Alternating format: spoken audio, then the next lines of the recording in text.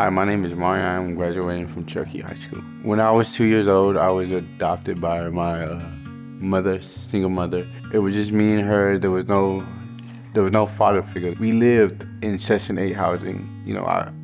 I have cerebral palsy. I have not a mental but physical disability. My mom, she's just able to.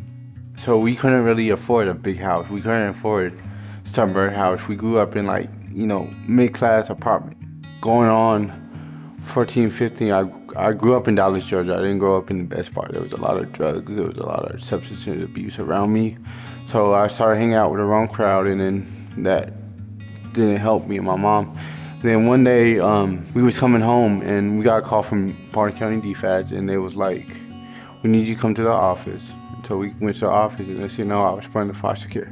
First couple of years of foster care, I was moved to multiple placements. It didn't work out. Went through a lot of stuff until I was 17. I came to Goshen. Where I came to Goshen, to me, it was just another foster home, to be honestly.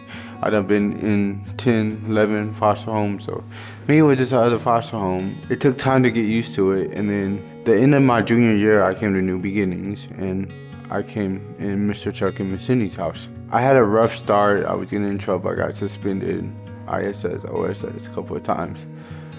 And then throughout the summer, I got a job. Everything was going good until 18. I felt like at 18, to me, I was like, I'm a big boy. I taught myself out of care, thinking I was all independent, big bag and tough, gangster, all that other stuff. I stayed out of care, and it got rough for me. I was homeless. I would live on the streets. I basically back where I grew up doing the same bad decisions. And then came March, I came back to Goshen for another chance, and they let me back in. Ever since then, I got caught up with school.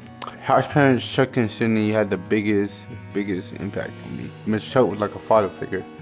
He talked to me when I had issues, and still to this day, I still talk to Mr. Chuck. If I have issues, personal issues, I always go to Mr. Chuck. Graduating in a couple of days, and I want to be a nurse, medical doctor in the field. I'm sorry. I never thought I would graduate. I thought I was gonna die. Where I grew up, it was the streets. It wasn't, it wasn't Atlanta, but it was dangerous. When I was on the streets, I'm like, no, I'm gonna die. I'm not gonna graduate. But now it's like, I made it.